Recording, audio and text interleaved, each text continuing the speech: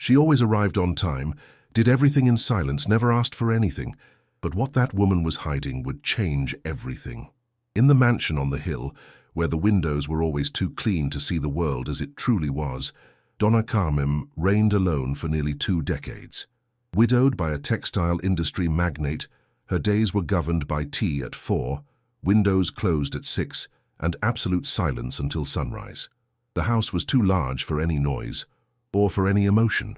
With a spine stiffened by years of restrained authority, and a gaze always slightly above the horizon, Carmen wasn't cruel, just too well versed in solitude. The last maid who dared ask about her personal life had been replaced by another, quieter, more precise one. And then came Marta. Marta didn't talk much. In fact, she barely spoke at all. She arrived at 7, clocked in, and cleaned every corner of the house with a dedication that didn't seem tied to a paycheck. It was almost as if each polished surface carried an ancient secret. Carmen noticed this but chose not to ask. The only thing that truly intrigued her was what happened at 5 p.m. Every day, without exception, Marta left with discreet haste. She didn't accept rides even when it rained. She tucked her folded apron into her bag, adjusted the scarf on her head, and left with quick steps, descending the street like someone fleeing without fleeing. And though Carmen was a woman of fixed habits, there was something about this ritual that bothered her. Not out of suspicion, but because she didn't understand. And Carmen hated not understanding. On the rainy Tuesday, when everything began to change, Carmen watched from the window as Marta's figure disappeared around the street's curve with the same stride. The water reflected the orange streetlights as if the world were silently melting. There was a strange tightness in her chest. Curiosity, perhaps, or envy, because that woman, simple, invisible, almost absent, carried a secret that gave her urgency. And Carmen, who had everything, had nothing that made her run. On Wednesday, she ordered tea early. At 4:30 p.m., she pretended to look for a necklace in the rose greenhouse, but was paying attention. When Marta said goodbye, Carmen followed her, on foot, in a dark overcoat she hadn't worn since Paris decades ago, and with a silver umbrella that had belonged to her husband. Each step reminded her how uneven the world outside was.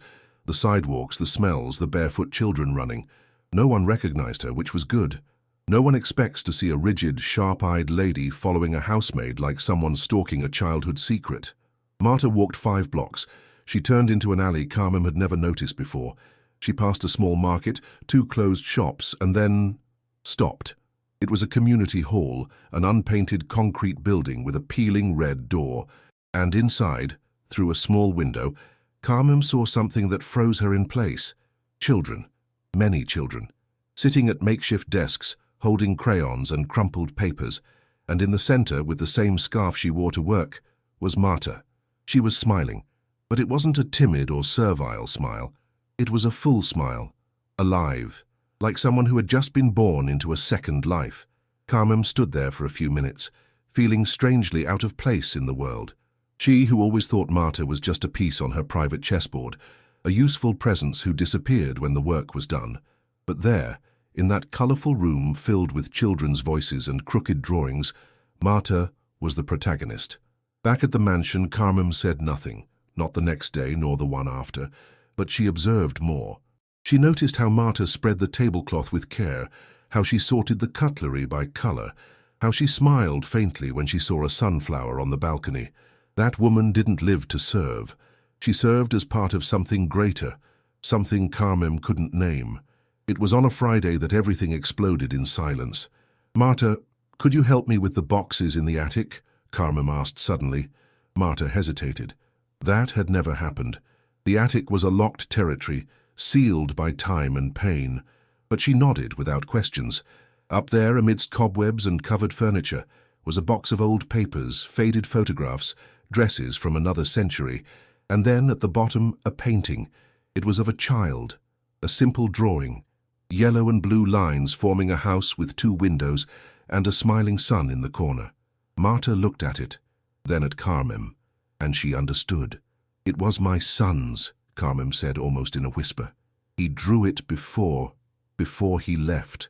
Marta said nothing, but she stepped closer, took a handkerchief from her bag and carefully wiped the frame. It was the most intimate gesture anyone had shown Carmen in years. It wasn't intrusive.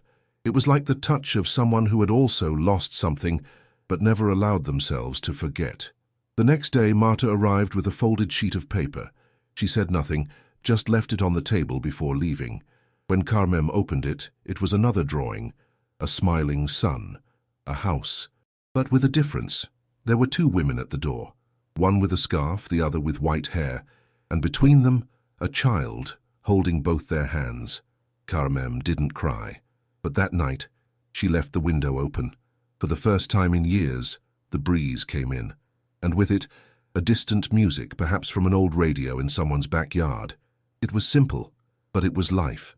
The next morning, the kettle whistled early.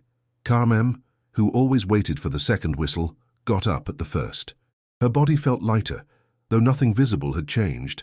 The house was still too large, it still smelled of old wax and white roses, but there was something in the air, something like the feeling that a silence, however small, was beginning to break.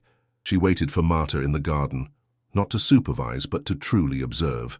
She saw her arrive, clutching the worn bag with the same hands that had held the drawing the day before. She didn't say anything, just nodded as if opening the door to a secret with her eyes. "Marta," Carmem murmured, "there's too much sugar in this tea. Can you use less tomorrow?" Marta looked surprised. It was the first time she heard her employer say something without a commanding tone. It was almost a request, an invitation. She nodded silently, and in that simple gesture, Carmem felt something stronger than obedience. She felt respect. She felt reciprocity. That afternoon, instead of leaving right away, Marta was called to the office, a place that usually intimidated with heavy furniture, thick curtains, and her husband's portrait hanging in the center. But that day, Carmem ordered the window opened. The late afternoon light crossed the room like a memory returning unannounced. "Marta, tell me something," Carmem began, holding the cup with slightly trembling hands. "That place, where you go, is it a school?" Marta took a moment to respond. Her eyes moved from the cup to the window, from the window to the man's portrait on the wall, then back to Carmem. "It's a shelter, ma'am. But it's also a school, also a home. For them it's all they have left." Carmem swallowed hard. She wanted to ask more, but couldn't. The words stuck in her throat as if her entire life had been written in another language. She didn't know how to talk about pain that wasn't hers, but for the first time, she felt she needed to learn. In the days that followed, the routine changed quietly. Carmem began leaving notes in small places around the house, in the apron pocket next to the juice jug, inside the umbrella, notes that said little but meant much. "Thank you. The drawing was beautiful. Today's tea was perfect." Marta didn't respond with words, but her way of moving through the house changed, lighter, more present, as if she too was realizing that something was being born there, something that didn't need names. And then, on a grey sky Thursday, Carmem asked something unexpected. "I'd like to go with you, Ma'am, to the shelter. Not to see, just to be there, for an afternoon, if they'll allow it." Marta hesitated, not out of fear, out of respect. Then she nodded with the same humility with which she accepted workdays, and that Saturday at 3 in the afternoon, Carmem appeared in the alley, in the same Paris overcoat and with a package in her hands. It was a book, old, children's stories. Delicate illustrations, yellowed pages. She had kept it since her son was gone. She hadn't opened it since, but now it felt right. The children looked at her with curiosity. A rigid lady with white hair in a bun and eyes that avoided direct contact. But a girl about 8 years old approached. She looked at the book, then at Marta, then at Carmem. "Are you going to read to us?" Carmem didn't answer right away, but she opened the book and began. Her voice was firm but gentle. The words came as if they needed to adjust to the air. The children drew closer, one by one. They sat on the floor. Marta stayed in the back, watching. And Carmem, for the first time in decades, felt useful not for power, but for presence. When she finished the story, the silence was absolute. Then the same girl raised her hand. "Is that story true?" Carmem smiled, with one corner of her mouth. It wasn't a rehearsed smile. It was human, painful, and full of life. "I think every story becomes true when we believe in it." Marta approached. She lightly touched her employer's shoulder. It was a gesture that said, "Thank you for coming." And in that moment, Carmen realized she had crossed a threshold without knowing it, a door that didn't lead out of the house but into herself. On the way back, the two walked side by side, in silence, but not the usual silence. It was different, a shared, complicit, almost friendly silence. In the days that followed, Carmen began visiting the shelter on Saturdays. Sometimes she brought books, sometimes just flowers from the garden. Once, she brought a photo of her son and let the children draw it with crayons. One drew wings on his back, another, a dog. A girl drew Carmen holding his hand. It was as if they were giving life back to what time had stolen. Marta watched everything, without taking center stage. She knew this transformation wasn't about her, but it was because of her. One morning, while tidying the house's library, Marta found something curious. A new notebook with blank pages left on the desk. On the first page, a handwritten sentence in trembling letters. "Everything I never wrote is now beginning to exist." Next to the notebook, a folded letter with her name. "Marta, I don't know how to thank you for teaching me to live again. You never asked for anything, but you gave me everything. Not just your work, but your dignity, your patience, and your mission. I always thought helping was about giving, but today I know that helping sometimes is allowing the other to transform us. Thank you for seeing me. With affection, Carmen." Marta didn't cry. She just sat at the desk, closed her eyes for a moment, and then stood up. There was a vase of flowers to change, and a cup of tea to prepare. But now, everything had a different weight, or rather, a different lightness. That night, Carmen asked to dine on the balcony. She insisted Marta sit with her. She brought 2 glasses, poured grape juice as if celebrating a pact, and when the sun set, they didn't close the windows, or the doors, or their eyes to what might still come. Autumn arrived without warning. The garden leaves began piling in discreet spirals near the gate. Carmen started watching the winds like someone reading an old letter. Marta, in turn, brought simple cakes on Saturdays, made by the children with what they gathered from donations: bananas, flour, hope. And Carmen ate each piece as if it were childhood bread. One afternoon, a child appeared at the mansion's gate, a small, thin girl with a freckled face and eyes bigger than her mouth. She carried a folded envelope, no sender. The housekeeper hesitated but took it to Carmen.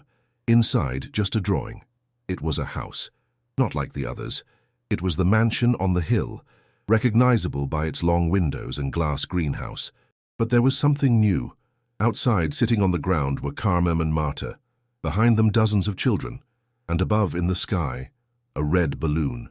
On the back, a sentence in shaky handwriting: "Thank you for leaving the window open." Carmen held that paper like it was an heirloom. She said nothing. But that night, before bed, she left the drawing on her nightstand and turned off the light with a slower gesture, as if she didn't want the day to end so quickly. The following Sunday, something unusual happened. "Marta, I'd like you to help me prepare a room." "A room, Mom?" "Yes, on the 2nd floor, the one facing the terrace. It's been empty for years, hasn't it?" Marta nodded. "For whom?"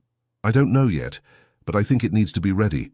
Sometimes we prepare a place for what hasn't arrived yet, and maybe that's faith." Marta stayed silent, then climbed the stairs without haste. She began removing the old sheets from the furniture. "Open the window. Let the breeze in." Carmen appeared minutes later holding a light blue quilt. It was her son's favorite when he was little. The two made the bed together, and when they finished, they said nothing. They just stood there, looking at the empty space as if expecting something to happen. And it did. The phone rang. It was the shelter's manager. The school had lost its lease. They needed to vacate in 2 months. Carmen listened in silence, then thanked them, hung up, and walked to the balcony. She looked at the garden, the house, the windows, and then, with a voice firm with more heart than reason, she called Marta. "They can use my house." Marta's eyes widened. "Ma'am? In the afternoons, the greenhouse hall can be a classroom. The kitchen can host, and the garden has always been too big for me." Marta brought her hand to her face. For the first time, her strength dissolved into tears, not of sadness, but of an ancient gratitude that seemed to have waited a lifetime to emerge. 2 months later, the house was alive, not in the usual sense, but in the way trees bend to the wind. The mansion no longer felt like a museum. The walls, once silent, now carried laughter, hurried footsteps, made-up stories, and children's questions no one answered in a rush. Carmen remained the same, hair in a bun, sober clothes, but her eyes now had a different texture, like mirrors that finally reflected inward. The children called her Donna Carmen, but one in particular insisted on calling her Grandma. It was the one who drew the balloon. He said every big house needed a grandma, and since there wasn't one, she'd do just fine. One afternoon, he climbed to the empty room and asked, "Grandma Carmen, who's this room for?" She answered with a smile, "For whoever needs it." The boy lay on the bed, hugged the pillow, and fell asleep, as if the world were safe again. Carmen watched him for a while, then left quietly, closing the door halfway. In the hallway, Marta was waiting with 2 cups. "I don't usually have coffee in the afternoon," Carmen said. "But today is different," Marta replied. They sat on the stairs, like 2 girls who'd discovered a secret, and drank their coffee watching the sunset. They didn't talk much, they didn't need to. At the end of the month, Carmen wrote a new note. But this one was different, larger, folded in 4 parts, and left on the kitchen table with an envelope beside it. "Marta, I never imagined my life could start again at 78. But it did, with you. You taught me that love isn't grand. It's simple. It's making tea just right. It's listening to silence. It's looking at someone until they exist. This house is yours too. If I go before you, know this. It remains a shelter. For you, for the children, for whoever needs it. Love doesn't leave an inheritance. It builds a home." Inside the envelope were the house keys, a copy, and a dried flower pressed between the pages of the old storybook. Marta held it all with both hands, took a deep breath, and in that moment she realized she had found a place, not just for the children, but for herself, a place where what's unsaid matters as much as what's written. That night, for the first time, the greenhouse light stayed on late. Carmen looked from her bedroom window at the illuminated garden. She saw Marta laughing with the children, handing out crayons, helping one hold a sheet against the wind. And among all the scenes, one caught her eye. It was the balloon boy, with a new drawing, this time a starry sky, and in the center, an open window.